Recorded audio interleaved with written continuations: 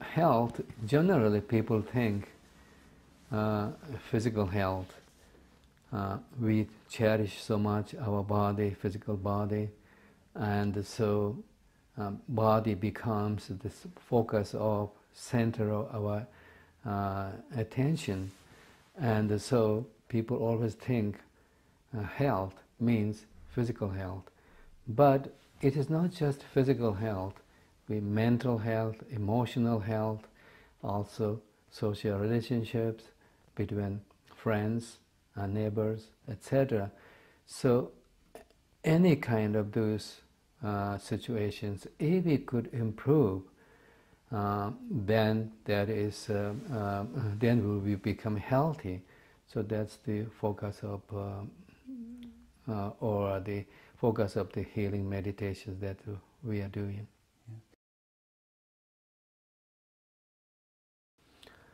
Again, illness, many people think illness means physical problems.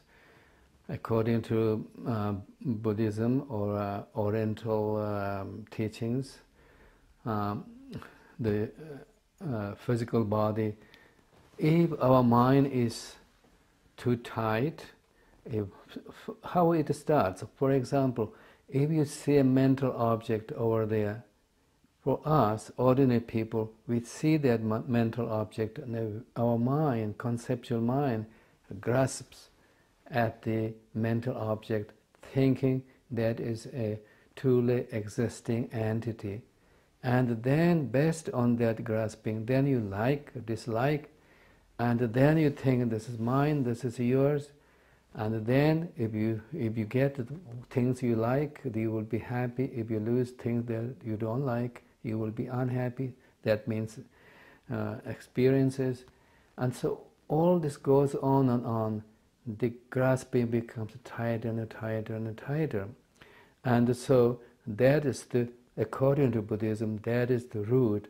So mind's way of grasping is the root, and mind's way of making discriminations, divisions of mine, your, ours, etc., is the root of our pain and suffering.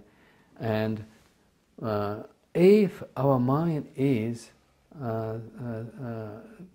sad, then the physical body is made of 4 elements: water, fire, earth, and air.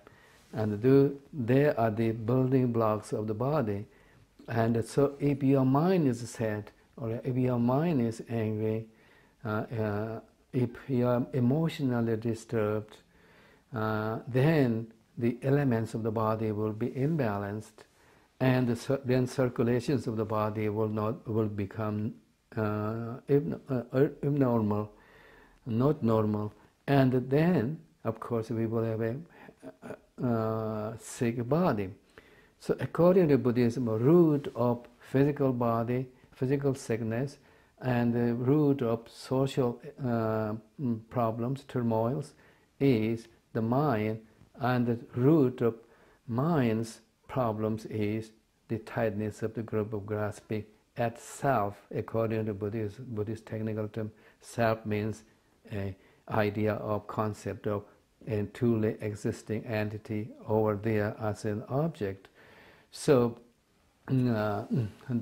so that's why we have, if you do meditations, etc., then slowly, the tightness of grip of grasping will become relaxed, loosened, and then slowly, as much as you will loosen the tightness of grip of grasping, that much you will have a more peaceful mind, more joyful emotions, and then the elements of the body will become balanced, and so you will have a not only healthy mind but healthy body and healthy relationships with your neighbors.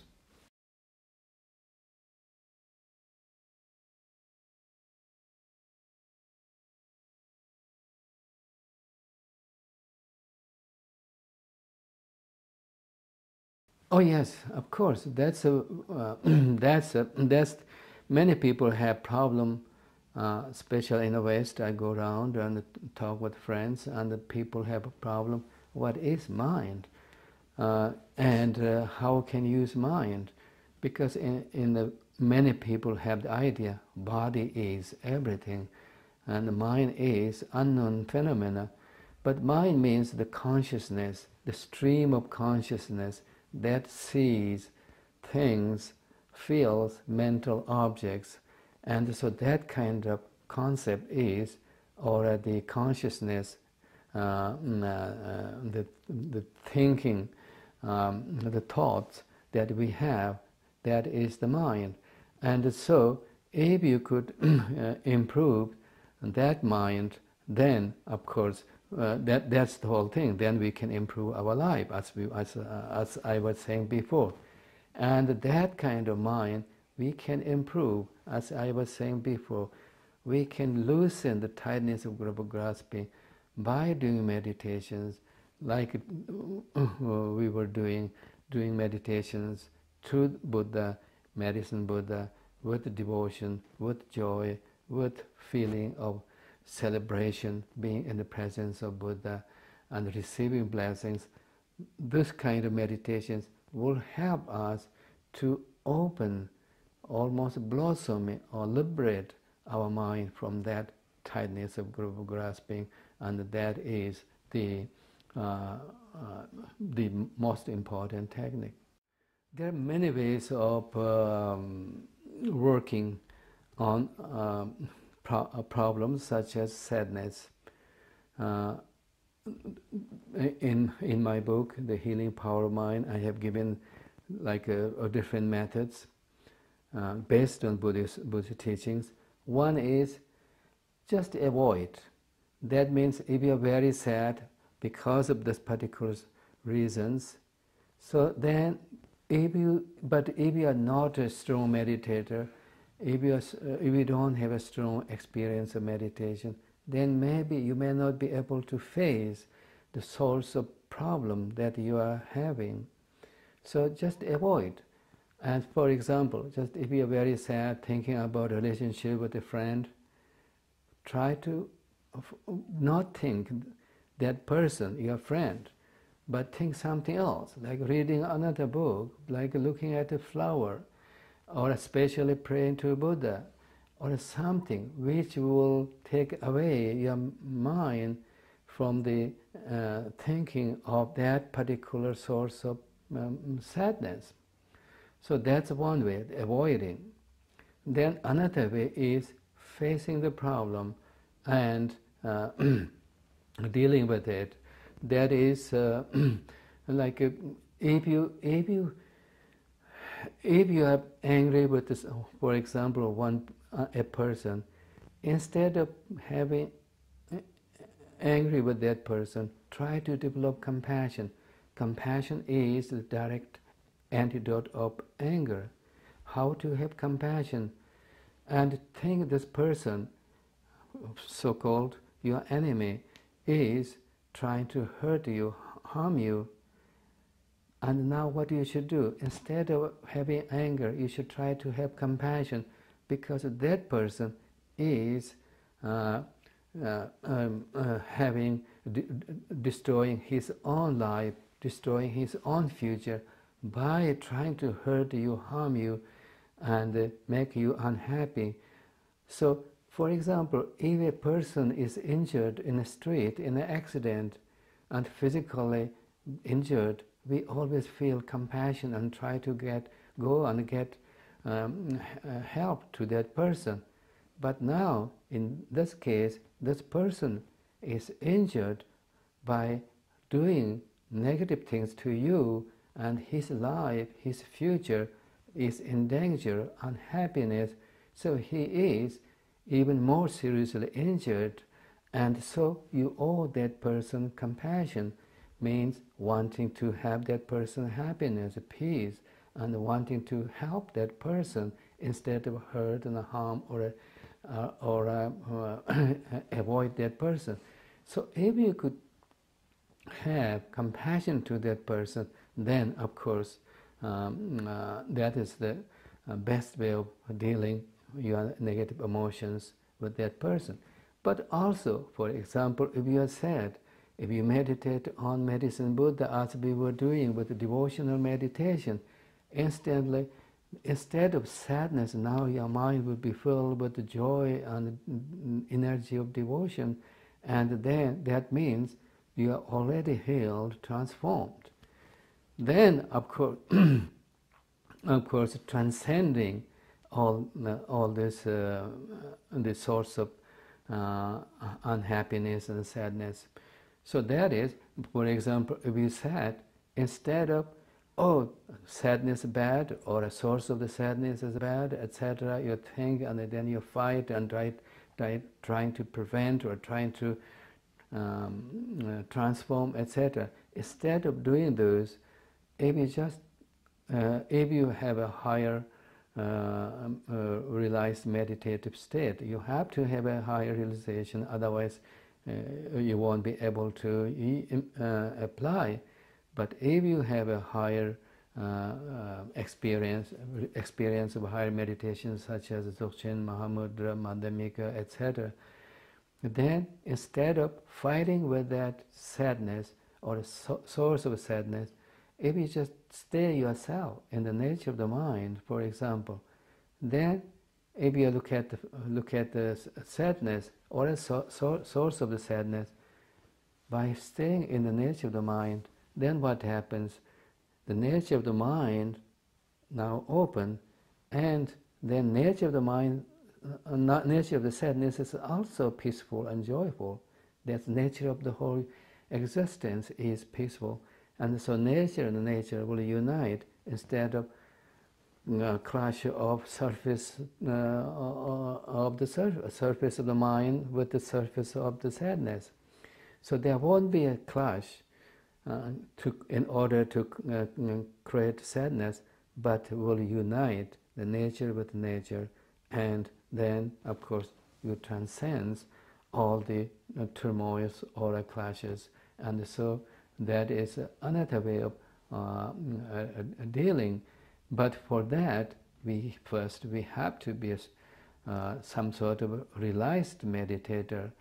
Otherwise, with the concepts, with the understandings won't work. We need experience. I think those two choices. One is avoiding, run away. We have only one mind. So if your mind is, if you take away from that source of anger, for example, we are angry to a person. Now, instead of thinking that person, if you think another thing like beautiful flower, or a nice person, or a beautiful sky, or something, it's because we have only one mind, and so it was distracted, and so you broke the chain of being sad, or being angry. So that's really very good option.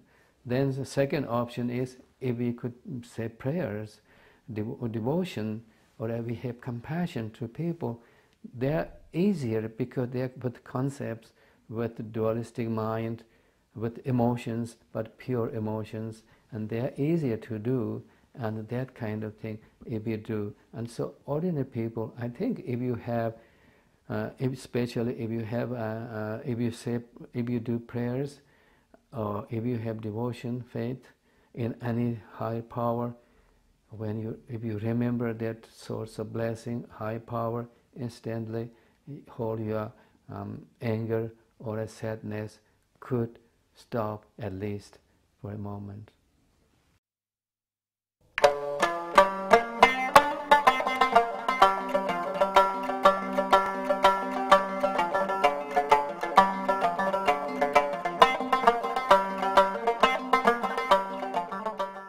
We human beings are made of, maybe all sentient beings, and especially human beings are made of two entities, physical body and mind. And mind always functions with four tools. They are the images, words or thoughts, feelings, and believing or trusting. So those are the four tools mind always functions with. And so if we could have four positive tools, if we could have a positive image, positive words, positive feeling, and positive believing, then our mind will change, our emotions will change, and then whole our life will change. So that's why those four are called four healing powers, are essential in order to improve our life. And this is the power of mind. It is up to us. We are on the driver's seat. Control is in our hand. In our mind's hand. If mind wants to be happy, then we should use positive images, positive words, positive feelings, etc. If mind wants to be unhappy or don't care, then you could have negative images, negative feelings, etc. So the power or the control is in mind's hand. So if mind uses those four healing powers, positive image, etc., then we will have a happier life, happier physical body, mental health. And so why? Because mind has the power, or a mind has the opportunity to do that.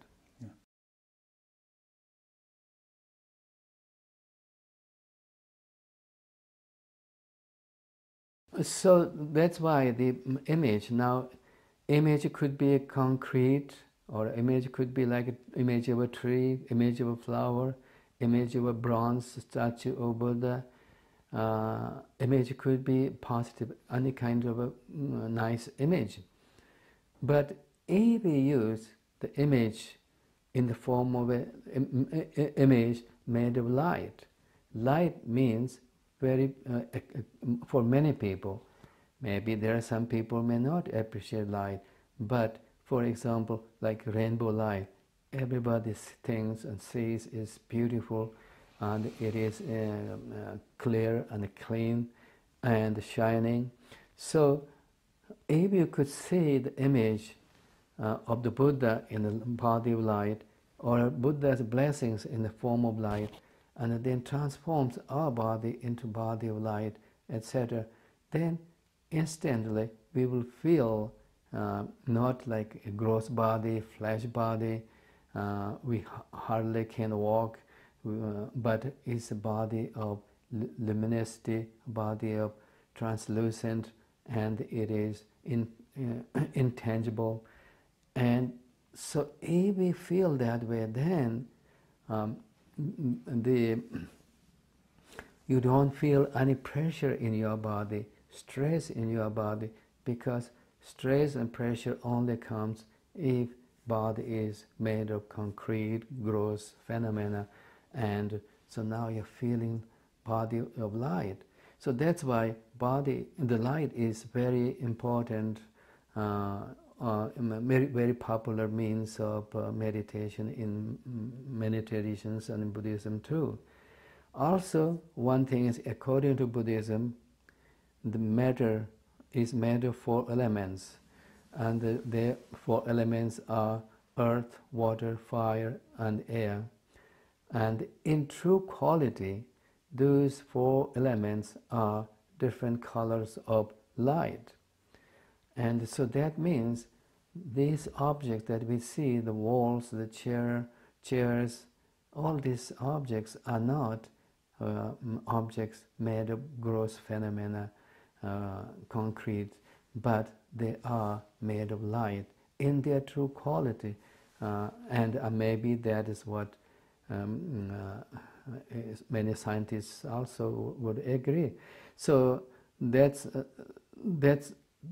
means visualizing our body, or a Buddha's body, or a blessings in the form of light, means we are we are seeing the things as they are in their true quality, but not we are trying to imagine things which are not true.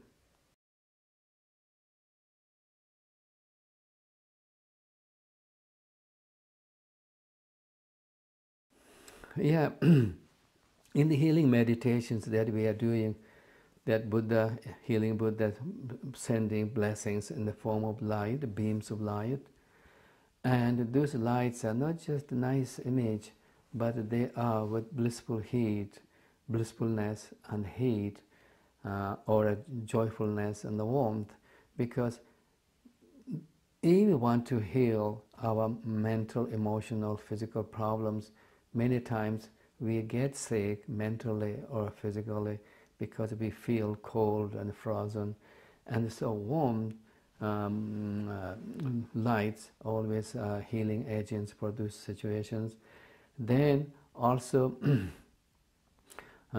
many times we are sick because we feel sadness and loneliness, etc. And so those blessing lights with blissfulness or joyfulness brings the healing qualities, because joyfulness is, of course, the antidote of sadness. So that's why the blissful heat is always with light. Then also light is colorful, because color has more joy and a more celebratory. And then also Buddha's, healing Buddha, medicine Buddha's color is blue, and so there's lots of blue color light because it matches with Buddha's complexion.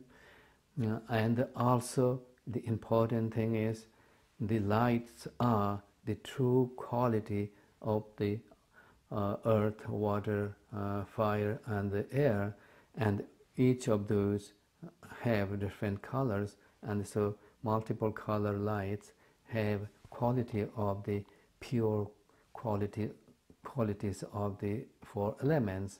So for some people they might need more water in their healing because they'll lack of water quality, and so receiving maybe more green light, which according to Buddhist traditions, green is water color, so receiving more green light in order to wash away all the impurities with light, stream of light. Then maybe they might receive blue light. Blue light is if you don't have space in us, we are too tense, too stressed, and too heavy, we feel, then it might be we need space in us, and so blue light. And sometimes we might feel cold and frozen, and then if that's so, we might need a fire element, and so red light. So this way, that way, so we could use different colors of light to represent different elements which we might be lacking and we might need to use.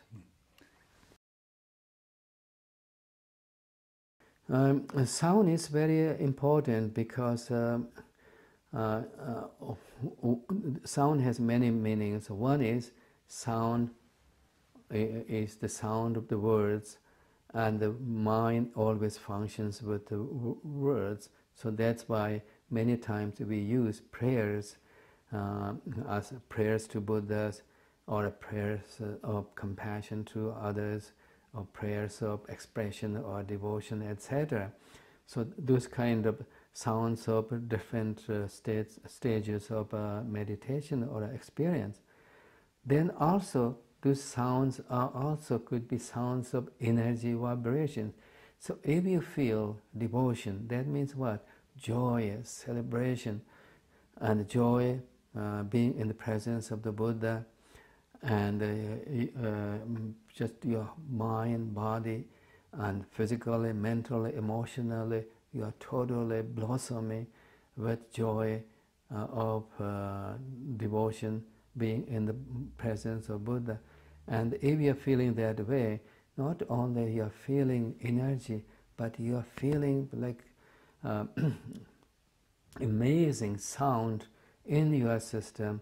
And so if you could listen to those sounds of the vibration of energy in your body, physical system, mental system, emotional system, and your imagination system, then and if you could listen to them, and you could feel them, and if you could use the sounds as a sound of vibration to open up your heart and mind more and more, then the sound brings more energy to our meditation and in the strength of our prayers.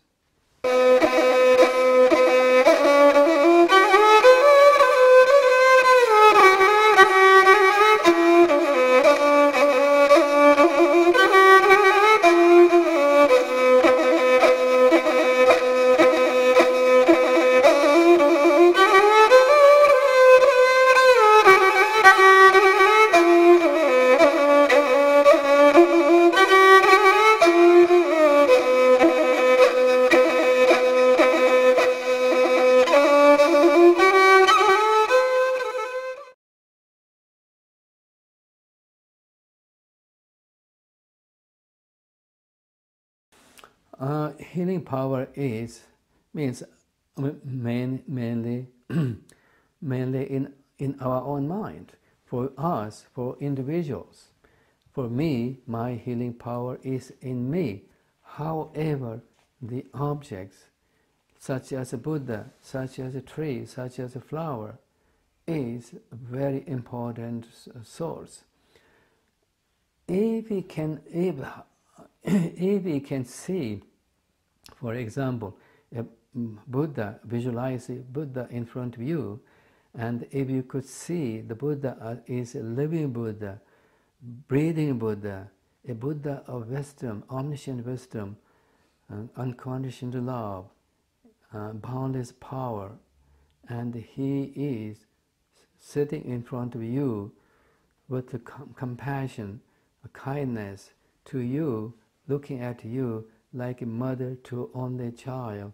So if you could think that way, see that way, that kind of Buddha in front of you, what happens? That moment, your heart, your mind is opening up with the Buddha perception, Buddha idea, Buddha's feeling. So from where that whole image and the whole idea and the whole feeling comes? From your own mind, from your heart. However, this image that you are seeing there becomes a very powerful key, and so that powerful key will open your own healing power of the mind.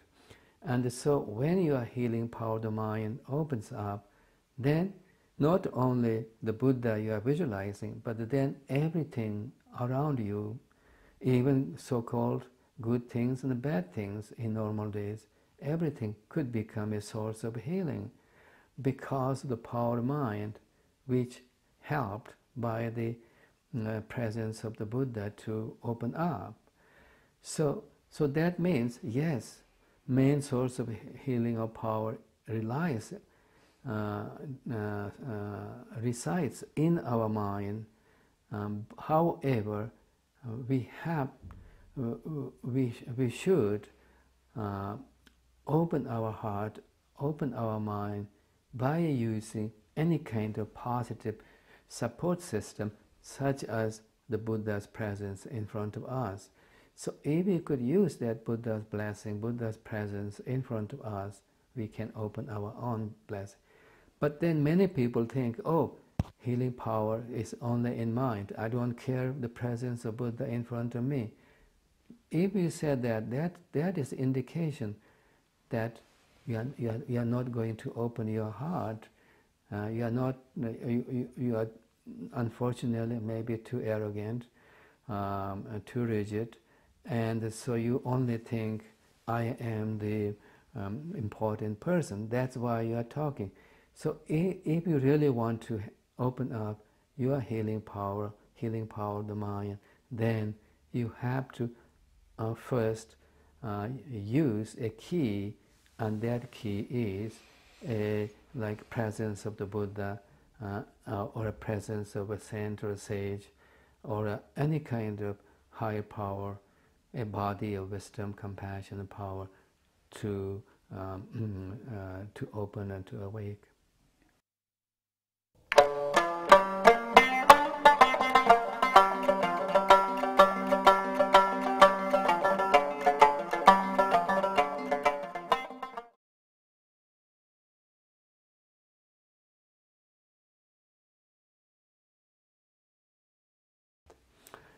I think there's two kinds of Shambhala, or any kind of this kind of mystical land.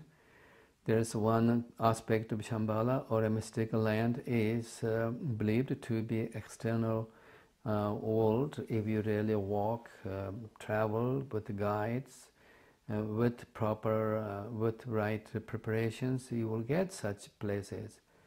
But then, inner Shambhala, or ultimate Shambhala, is the realization of the true nature of the mind, realization of the Buddha presence, Buddha Pure Land in us, and so ultimate Shambhala, or ultimate Pure Land, is always in us, not somewhere else, but also there are teachings that tells about that kind of sacred lands on this earth, visible only for people who are ready, or when the time comes.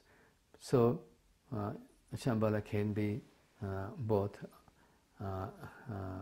inside of us as well outside of us.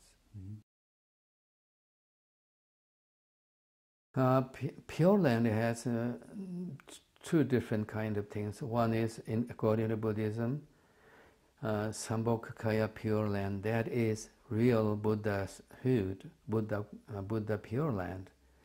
That is, if you become a Buddha, then you will be able to see, realize, and enjoy it. That Pure Land is a world of non-duality, never changing, ever ever existing, and that kind of Pure Land, the Buddha mind and Buddha Pure Land, the wisdom and the wisdom light, all are inseparable, so non-dual. That Pure Land is like a Sambhogakaya Pure Land. Then there are Nirmanakaya Pure Lands. Nirmanakaya Pure Lands are different kinds of, different qualities of Pure Land. For example, the Amitabha Pure Land is a beautiful, joyful world manifested by the power of the aspirations of the Buddha, Amitabha Buddha, Buddha of infinite light. But that Pure Land is still in a world of duality, dualistic concepts, world of emotions, but positive emotions, world of even hierarchies. There's a Buddhas, Bodhisattvas, devotees. But if you take rebirth there, then in one lifetime you will become enlightened. So there won't be negative emotions, there won't be sufferings, only peace and joy. However, it is still a dualistic world, still a emotional, positive emotional world. And so this kind of Pure Land is Nirmanakaya Pure Land, not Sambhogakaya Pure Land, manifested at Pure Land. And if you take rebirth there, then it is easier to take a rebirth there than becoming Buddha. And if you take rebirth there, rebirth there, then we will become enlightened in lifetime, because we will never do any negative things but only positive things, and we will progress our enlightened journey.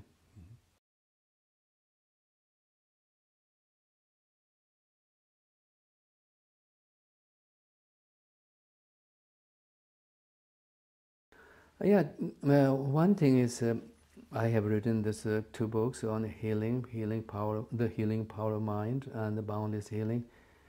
And I go around and give workshops, and also number of people using those books for healing. And I get many people come to me and say that meditation helped me to heal, to help me to ease their problems, mental, emotional, physical problems. And also people write me saying the same. However, I don't have some sort of any kind of way of collecting informations. What I do is I just teach and help, and then let go. People do by themselves. And even people write me, of course I read and enjoy, but I don't necessarily collect them and try to do research. And so I don't have any statistics, but there are many stories. People say they helped. So for example, one person came to me and they say, your book saved my life. It is amazing burden, even like here, that kind of, instead of joy, I felt that burden saved your life, but at the same time it's wonderful. And so, there are so many stories around. During this kind of meditation, of course, one day, 2 days, 1 weekend, you will learn, but won't do much. But if you keep doing every day little meditation that I wrote in my books, it seems will help, and many people will write me and tell me they helped. And even I have some couple of stories in the book that people who had cancer and doing this kind of meditation, people who have cancer are just given only 5 months to live, but then they lived 10 or 15 more years. So it seems help. It's not because of me. I'm just collecting Buddhist teachings, methods of meditation on healing from Buddhist teachings, and so I hope that whatever I have written is true Buddhist teachings. What I did is I collected from different sources and putting together is my part, but the real materials, each part is from different sources of Buddhist teachings. And so that's why when people say it helped, in one way I feel happy, one way I feel almost some sort of burden, but then in another way I feel, why not? Because these are words of great enlightened beings of our world. Thank you very much. Thank you. Thank you very much. Thank you.